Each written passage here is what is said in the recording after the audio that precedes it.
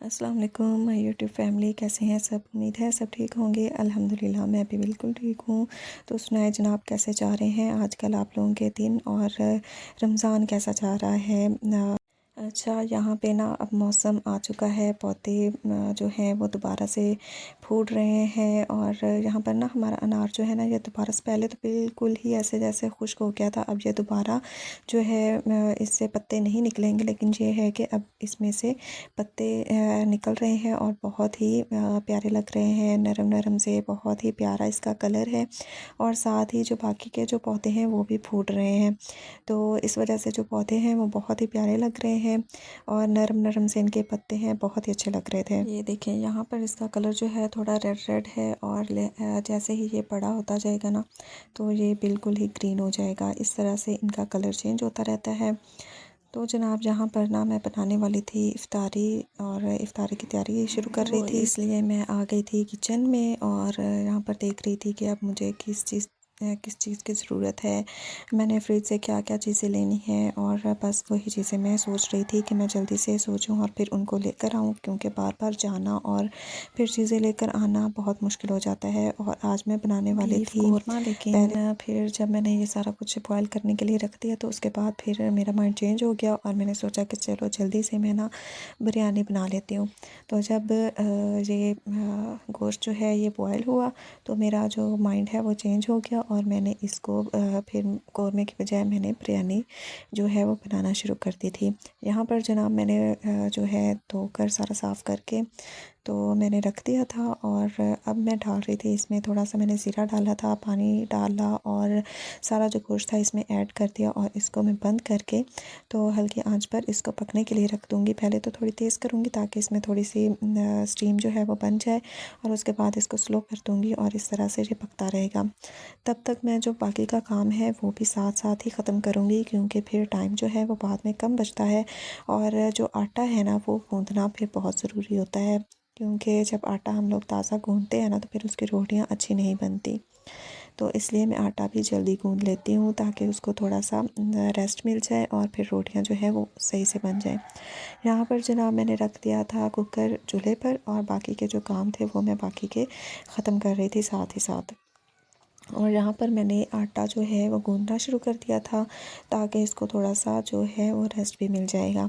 मैं इसको गूँथ के रख दूँगी, और जो बाकी के जो काम होंगे, इफ़्तारी की चीज़ें बनाने वाली होंगी, वो मैं साथ के साथ करती रहूँगी। जो इफ़्तार है ना, वो मैं बहुत जल्दी बनाना शुरू कर देती हूँ, तकरीबन 3:30 बजे, क्योंकि फिर जल्दी तैयार हो जाता है सब कुछ और लेट नहीं होती।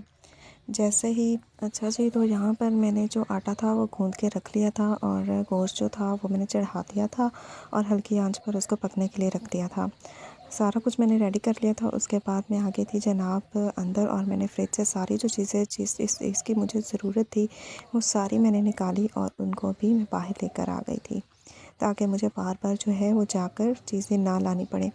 यहाँ पर जनाब मैं बना रही थी पानी इफ्तारी के लिए, और जामी शीरी डाला, उसमें लीमू डाला, और उसमें चीनी नमक वगैरह डालकर उसको रेडी करके मैंने फ्रिज में रख दिया था, ताकि ये ठंडा हो जाए। क्योंकि मौसम जो है वो आजकल कुछ चेंज है, ना ही तो ज़्यादा गर्मी होती है और ना ही ज़्यादा ठंड होती है, और ठंडा पानी भी इतना ख़ास नहीं पिया जाता, और ना ही गर्म। तो इस वजह से थोड़ा सा नॉर्मल हो जाता है, तो वो अच्छा लगता है। इसलिए फिर मैंने सारी जो इफ्तारी की मेन चीज़ें थी वो मैंने बना के रख ली, और उसके बाद जनाब जो बाकी का जो काम था ना वो भी मैं करती रही, क्योंकि आज कपड़े धोए थे और धूप काफ़ी तेज़ थी, तो इस वजह से कपड़े जो हैं वो खुश्क हो गए थे। तो मैंने सोचा चलो इतने टाइम में, जो इतना टाइम मेरे पास बच गया है, मैं उसमें ये सारी चीज़ें जो है मैं समेट लेती हूँ। अच्छा, इस तरह की जो चीज़ें हैं ना, हमारे घर में पौधे वगैरह वो खुद ब खुद ही उगाते हैं, हमें उगाने की ज़रूरत ही नहीं पड़ती। तो ये जो है ना, गंदम के दाने वगैरह ये उगाए थे, और काफ़ी ज़्यादा और बहुत अच्छे भी लग रहे थे। तो यहाँ पर जनाब हमारा जो गोश्त है ना वो तकरीबन गल गया था, जब मैंने सारा कुछ निकाल लिया और सारा मैंने रेडी कर लिया, तो मुझे पता चला कि ये जो जब ठंडा हुआ तो मुझे पता चला ये अभी सही से गला नहीं है। तो इसको मैंने दोबारा क्या किया कि इसको मैंने आग जलाई, और इस तरह से मैंने इसको आग पर रख दिया, क्योंकि इफ्तारी में अब थोड़ा टाइम रहता था और मुझे लेट हो रही थी। इस वजह से फिर मैंने आग जलाई, और आग आग पे मैंने दोबारा इसको पकने के लिए रख दिया था। अच्छा जी, तो दूसरी साइड पर जो है ना मैंने पानी उबलने के लिए रख दिया था, गर्म होने के लिए। तो उसमें थोड़ी-सी मैंने पकौड़ियाँ डाल दी थी ताकि ये नरम हो जाएँ। और बाकी का जो बिरयानी का सारा सामान था वो भी मैंने तैयार करके रख लिया था, हर चीज़ रेडी करके रख ली थी। कोई इतनी जल्दी-जल्दी में मैं बना रही थी इफ्तारी ताकि लेट ना हो जाए, तो टाइम भी अब कम रहता था। इस वजह से अब मैं मसाला तैयार कर रही थी ताकि मैं जल्दी से जो है कोरमा बना लूँ। और मैंने जो गोश्त पकने के लिए रखा हुआ था वो भी साथ के साथ पक रहा था और मैं अब मसाले की तैयारी कर रही थी। मैंने चावल जो हैं वो मैंने धोकर उनको अच्छी तरह से भिगो कर रख दिया है, उनको बॉयल करूँगी और अच्छी तरह से मैं बिरयानी बना लूँगी। और साथ के साथ जो है ना वो काम भी चलता रहता है। और ये जनाब बिरयानी की जो रेसिपी है ना, ये बहुत ही इस तरह से मज़े की बिरयानी बनती है और बहुत ही टेस्टी। क्योंकि इस तरह से जो है मैंने जब पहली दफ़ा बनाई थी ना तब भी मैंने ऐसे ही बनाई थी और अब तक मैं ऐसे ही बनाती आ रही हूँ। बहुत ही मज़े की बनती है, आप लोग भी ज़रूर ट्राई कीजिएगा। अच्छा जी, तो मैंने पुदीना भी बना लिया था, जो भी चीज़ें। और हाँ, अगर पुदीना मेरे पास पड़ा हो ना और धनिया वगैरह इस तरह की जो सब्ज़ियाँ होती हैं ना, ये मुझे बनाना बहुत मुश्किल लगता है टाइम के टाइम। तो बस इसीलिए फिर मैं पहले से ही ये जैसे ही मुझे टाइम मिलता है तो फिर ये मैं बना कर रख लेती हूँ। और जिस दिन मुझे ये टाइम ना मिले तो फिर मुझे सुकून नहीं मिलता। तो बहुत मुश्किल से जैसे भी हो मैं ये बना कर रख लेती हूँ, पुदीना, धनिया और इस तरह की जो सब्ज़ियाँ हैं। और यहाँ तक कि मटर वगैरह भी मैं निकाल के पहले से ही रख लेती हूँ और जब भी मुझे ज़रूरत होती है फिर मैं उसे बना लेती हूँ। इस तरह से बहुत आसानी हो जाती है, निकालो और बना लो और बहुत जल्दी काम भी हो जाता है। अच्छा जी, तो यहाँ पर मैंने दही भल्ले भी बना के रख लिए थे और कोरमा देखिए जनाब कितना मज़ेदार बन के तैयार हुआ है। चावल भी मैंने बॉयल कर लिए थे, सब कुछ रेडी था। अब बस मैंने चावल को इसकी तहें लगानी थी और इनको मैंने दम पे लगा देना था। और जनाब यहाँ पर आप लोग देखेंगे कि कितने मज़ेदार से चावल बन के तैयार हुए हैं। और बिरयानी बहुत मज़े की बनती है और मेरी फ़ेवरेट है और हर एक की फ़ेवरेट होती है। तो इस तरह से बनाएंगे तो और भी मज़ेदार बनेगी, आप लोग ज़रूर ट्राई कीजिएगा। तो जनाब यहाँ पर ना मेरे चावल थोड़े थे, इस वजह से मैंने एक तह ही लगाई थी, बल्कि 2 तह लगाई थी चावलों की और एक तह जो थी वो मैंने गोश्त की लगाई थी मसाले की। तो इस तरह से जो मेरी तहें थी वो लग गई थी और इस तरह से मैंने इसको ऊपर से डाल दिया था। बहुत ही मज़ेदार से चावल बन के तैयार हुए थे, बहुत मज़ा आया। इफ्तारी की सारी चीज़ें जो थी अच्छा, वो रेडी हो गई थी। थोड़ा सा मुश्किल काम होता है और ये एक टास्क होता है शायद मेरे लिए, क्योंकि हर चीज़ का परफेक्ट होना बिरयानी में वो लाजमी है। और अगर थोड़ी सी भी कोई चीज़ कम या ज़्यादा हो जाए तो बिरयानी का जो टेस्ट है वो ख़राब हो जाता है। और अगर चावलों का भी बहुत ज़्यादा ध्यान रखना पड़ता है, अगर टूट जाते हैं तो बिरयानी का सत्यानाश हो जाता है। तो यहाँ पर ना थोड़ा सा मुझे लग रहा था कि ऐसा होगा, लेकिन हुआ भी ऐसा ही था क्योंकि मेरे चावल जो हैं वो टूट गए थे। तो वैसे टेस्ट तो बहुत ही मज़े का था, लेकिन लास्ट में आकर ये हुआ कि इसका जो चावल थे ना वो थोड़े से टूट गए थे।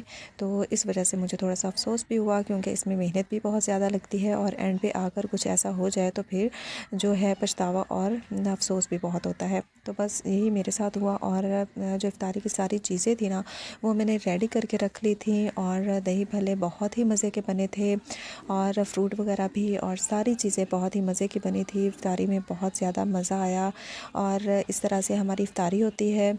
और यहाँ पर जनाब हमारी जो दम से मैंने उतार लिया था बिरयानी को और बहुत ही मज़ेदार सी लग रही थी, लेकिन बाद में ये है कि चावल टूट गए थे, इसका मुझे अफ़सोस है।